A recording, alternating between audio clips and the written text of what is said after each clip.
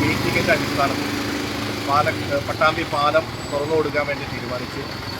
ഭാരവാഹനങ്ങൾ ഒഴിച്ച് മറ്റു വാഹനങ്ങൾക്ക് വൺ വേ ആയിട്ടാണ് ഇപ്പോൾ തുറന്നു കൊടുത്തിരിക്കുന്നത്.